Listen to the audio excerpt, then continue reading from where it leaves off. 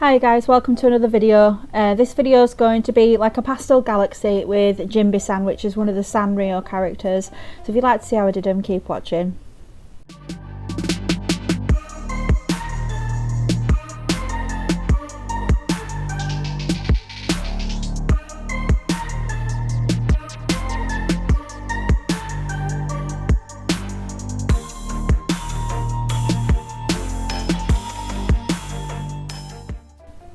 Right, so I've gone ahead and I have laid down my clay base, sculpted that out, done all my prep and all that sort of stuff.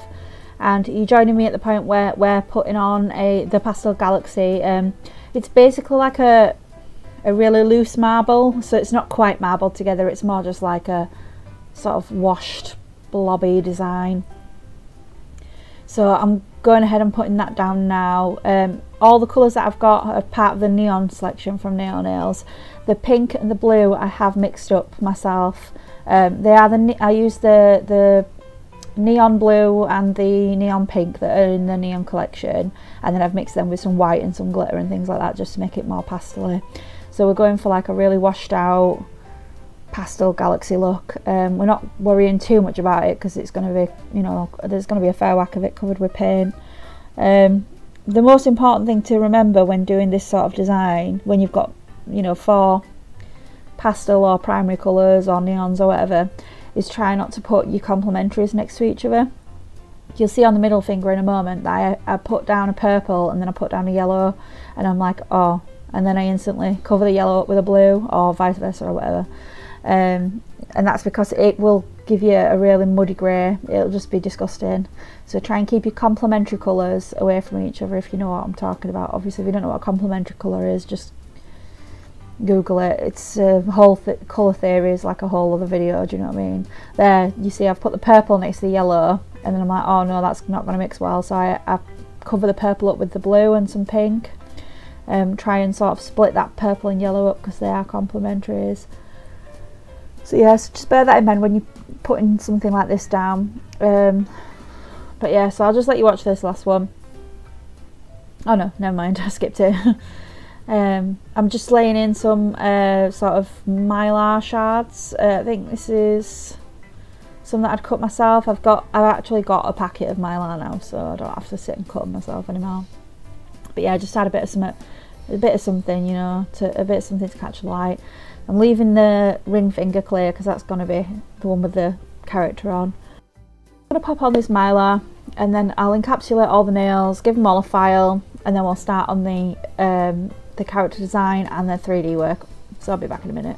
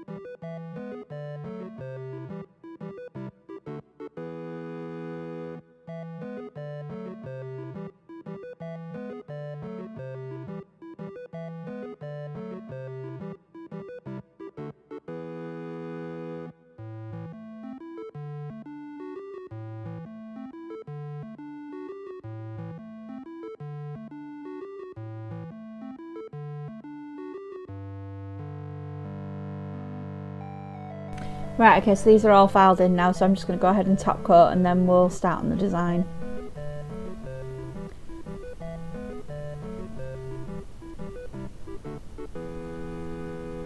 You see that mylar poking through, it's so cute. I really like this set, they were proper adorable. Thumb's exactly the same as the fingers.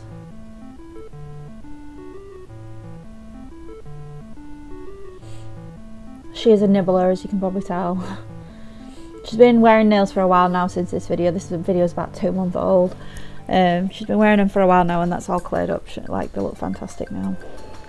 So I'm just going ahead with the 3D work first, because that's the bit I was excited about. That's how I work. I always start with the bit that I'm right looking forward to, and then like without any regard for what's fastest. So yeah, so I'm just sort of shaping Jinbesan's body. He's just like a little fat whale. He's so cute. So that's the sort of shape I'm going for, and I'll add his tail and his fins on after.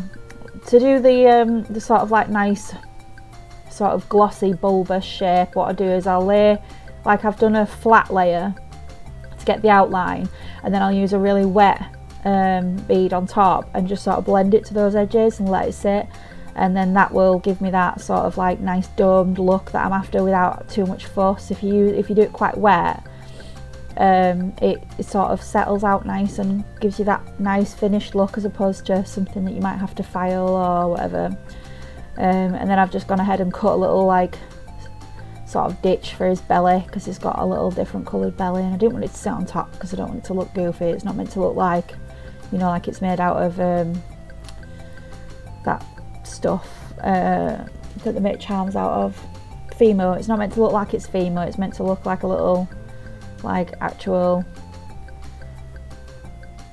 I don't know, I don't really know how to describe it. It's just meant to look like a little sort of gem or something, you know, like a little charm, but not like a little Fimo one, like a little proper legit one, if that makes sense. So I wanted his belly to blend in, basically, is what I'm trying to say. I wanted it all to be like one piece. So I'm using really wet little beads now, just for blending and smooth them out. Not like hella wet like you would a marble, but like wetter than reasonable, so that they'll self-level a little. Just sort of filling it up until I'm happy, and then I'm going in with his little fins or flippers or whatever you want to call them. So yeah, so he's got like little thin arms that are like just little beans. They're probably cute. So I'm just adding them on, putting them on quite dry, and then just blending them back a little. I don't use the 3D brush, by the way. I didn't mention it, but every 3D brush I've ever had, I've trashed within 5 minutes. I don't know what it is about them, but they just do not work for me at all. So I've got one of the budget brushes, I think they're called, or something like that, from Neo Nails, and this is a size 6, and this is what I predominantly use for 3D. I either use this or just my regular brush. So that's what I'm using, because this one's actually quite stiff. Like, I wouldn't recommend their budget range for actual nail art, you know, for nails, because they leave a lot of marks in the acrylic, but they're really good for like prodding and poking with the tip, you know, because the bristles are a bit harder. So that's quite nice. So yeah, so I've just sort of smoothed everything out, made sure everything's nice. I don't do any of that with a file. It's all done with like little wet beads of acrylic. And now I'm just coming in with a little extra in a nice pastel pink colour for his little, he's got like a little stingray buddy that sits on his belly. So I'm just banging him in. Just trying to get some of the smaller details in. Like, I'm obviously not worried about getting every tiny little thing in, but some of the just sort of overarching details, just add a little bit of extra to him instead of him just being a big blue blob. I think it's cute. Just putting on some of the little bubbles coming up from the stingray. Like, even though that's completely nonsensical, it is in the original like reference, so I'll put it in there. Whatevs. Not going to argue with Sanrio. For his eyeballs, I'm just doing some tiny little beads of black acrylic, really dry, and then just sort of prodding at them with a damp brush just to sort of smooth them out a little bit, make sure they're both the same size as well. Nice and easy. I think she accidentally smudges one of his eyes and I have to file it off. Let's come in with the other one now. That went on way too wet, just so you know, But yeah, so I'm just sort of like scooping underneath it to try and get it into the shape, and then flattening it out, because the flatter it is, the less it's going to run around. The more you pat it, the quicker it's going to set. So I'm just sort of like patting it flat to set it up a bit. I'm getting that nice perimeter, like a little sort of, almost like a little dish. And then what I'll do is I'll come back in with that wet bead on top and let it self level. Just blend it to the corners and then let it self level. Just sort of like tickle it out. That's his little tail, so I've just put that on and sort of shaped that with the end of my brush. This is my normal brush now that I did the actual nails with. Just depends how I'm feeling as to which one I use. But yeah, just flattening that down, and then I'll come back in and blend that bead out just to sort of make that nice dome. Just let it hang a little bit, like put the nail in a position where it's not going to run somewhere you don't want it to run. I want him to be slightly fatter towards the bottom, so I'm like sitting a nail up so that it self levels that way. Once it's leveled out a bit, you can sort of keep going over little washes and stuff to get rid of any bumps. This is going to be his little belly again. This is just going to sit right underneath, so I'm just using a nice consistency bead and trying to like blend that in, making sure I still get a nice line where, you know, the two meet. But yeah, so that's that, and then I'll pop his eyes and mouth on. I think I actually paint the mouths on, but for the he's a little thin as well. I forgot about that. I think I put a little 3D water squirt on this one as well. So yeah, just nice little beads, tiny, just the tip of your brush and your powder. Blend them in right nice. That one's behind, so make sure you tuck it behind, and this one's in front, so make sure you blend it out, and you know what I mean. It's simple stuff.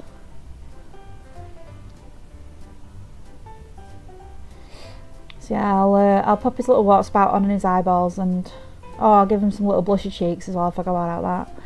I decided he needed a little anime blush just cause he was adorable.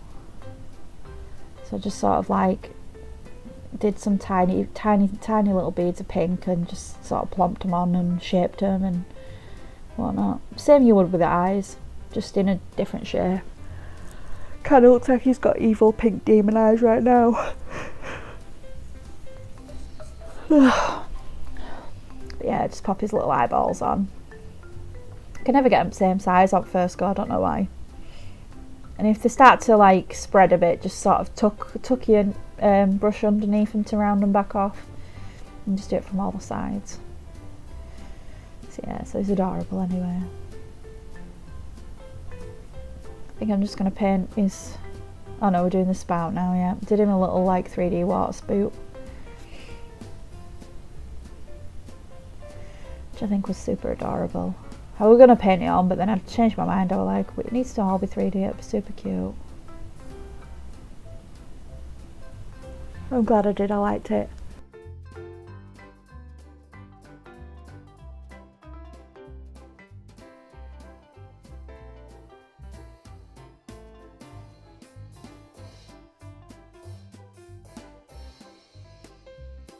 When you see me on the videos quickly, you see what I mean, just smudged it.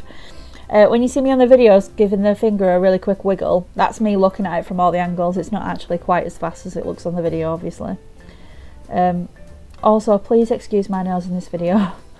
They're all over the place.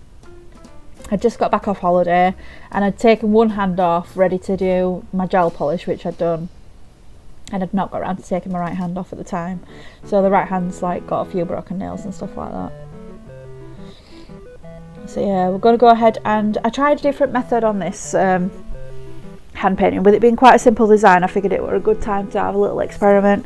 And I was chatting to somebody on Instagram, and they were saying, and she does like really cool Pokemon nails and stuff. I'll try and remember it. I remember who it was, but I can't remember her name, so I'll get her name up and I'll put it in the comments. But she does her lines first and then blocks back in with the colours, so I thought I'd give that a try. Now personally, I didn't like doing it this way. I found it a little, it wasn't easier for me. Like, I find it easier to block my colours out because I can see it a little bit better, but I think a lot of people do it the other way, so if that's your preference, then obviously crack on. But I will put a link to her Instagram if I can find it, because she is absolutely fantastic. So, you know, she knows what she's on about, do you know what I mean? But yeah, so I did the outline first, then did the colour, and then I'm coming back in and redoing the outline because my colour, because I do it with a slightly larger brush and you know it's less detailed, I found it a little bit more difficult.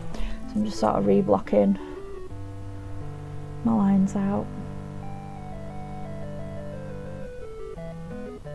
And then I'll just be slowly building up detail like I usually do. But I tried, you know what I mean? I thought I'll give it a go.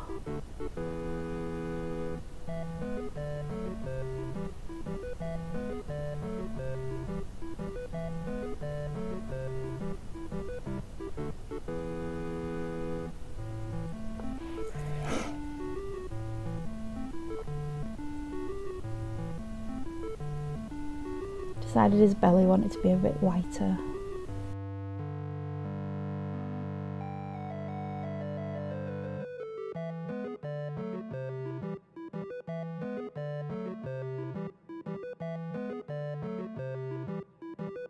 I'm sorry if you keep catching me yawn, I'll try and edit them all out, but I'm so tired. I've had an absolutely mad week.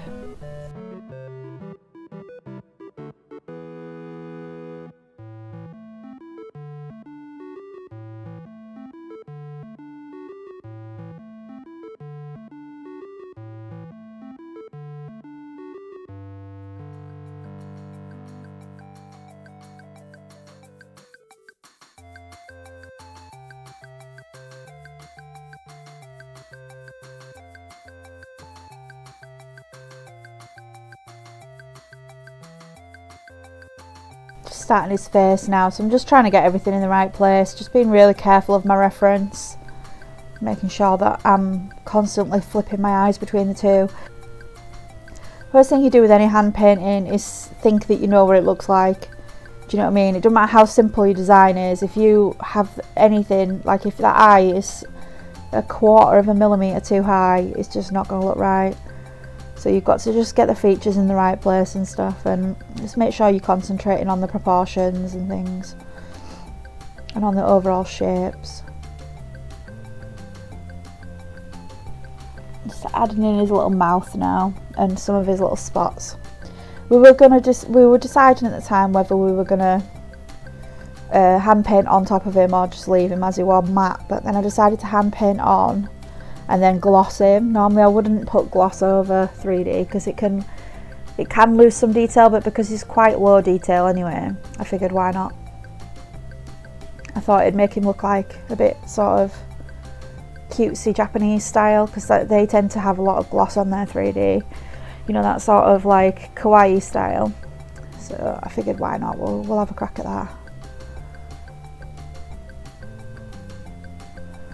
Give him a bit more of a charm or like gem type finish, like a little nail charm, but custom made.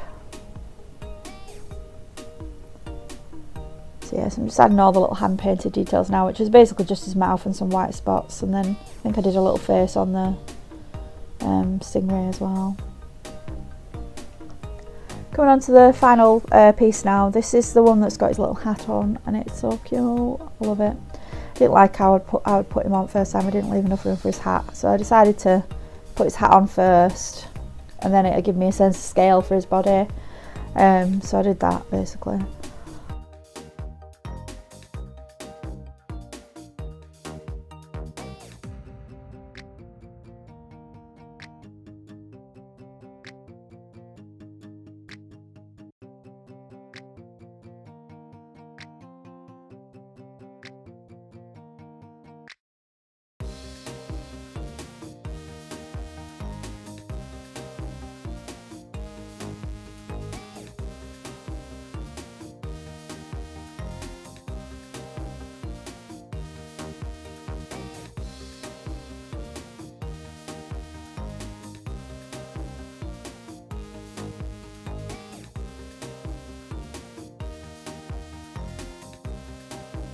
Just cutting in all the edges, make sure that everything's the right shape, and then I'll start adding details on top, because once I've got all my shapes down, I know what my proportions are right and that I'm happy with the overall composition before I start doing a load of detail and then having to take it all off because I didn't like it. You know, once I didn't like the proportions, once I got even though I didn't You know what I mean? Like, why put all that work in first and then take it off when you can make sure it's right before you start with the details, if that makes sense. Make sure you're happy first. So, I mean, you can visualise as much as you like. You can't know for sure until it's on the nail. You know what I mean? So I like to block out all my major shapes first and then come in with the detail. This is why I don't like to do line first as well. It's counterproductive to me, because drawing lines is a lot harder than drawing a blob. And just try it, just practice and get your lines fine, as far as I'm concerned. Like, that's basically what I've gone ahead and done. And to be honest, like, I've moved away from line drawing now anyway, to be fair. Like, obviously if I'm doing a cartoon style, then I'll do lines, but if you're trying to do something that's a bit more realistic looking, you're not going to use lines anyway. So you need to get used to this. If you want to try and do portraiture and stuff, getting used to doing all your shapes first is a more productive way to work, because that's how you're going to be working with portraiture anyway, because there's only the shapes. You know what I mean?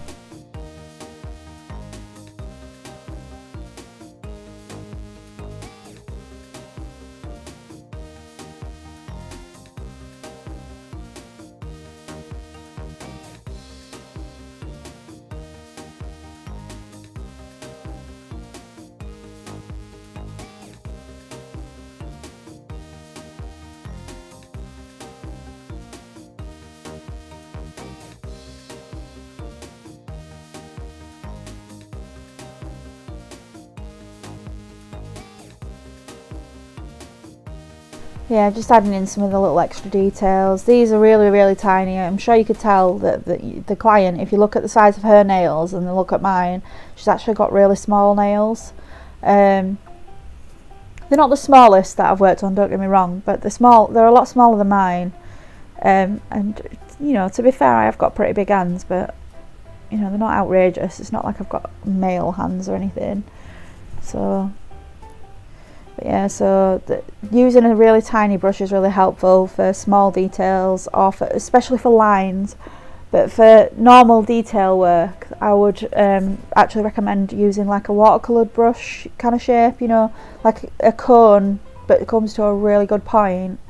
So it's like wide at the base and then pointy at the tip. That's my preference in brush now, because obviously I've been doing it a bit longer than I had at this point during this video, so I've got a little bit more experience now. And the fine liner brushes are nice for doing lines, but they're not great for doing detail, because they don't hold enough paint. Like, you literally brush dries out, it completely dries out of paint, and paint will no longer come off your brush because there's not enough on it, if that makes sense. But you can't overload it, because otherwise you get big blobs of paint. So, but yeah. Pro tip, get a better brush. You'll see my new brushes in my upcoming videos anyway. I've got this new brush that I got from Nails Gaga, and it's absolutely great, so I shall share all that in one of the follow-up videos. But yeah, so I'm just popping on some cuticle oil. I go ham with cuticle oil. I think it's like, what do you want a nail service for if you're not going to get a massage, you know what I mean? Seriously. So I just go ham with this. So I'll let you watch me do a a hand massage. I love watching them. They make me feel so relaxed. So I'll let you watch it. If you like the video, please pop me a little like, and if you'd like to see more, please subscribe. I've not got many subscribers, so it'd be well appreciated if you would. And I shall see you in the next one. Bye bye.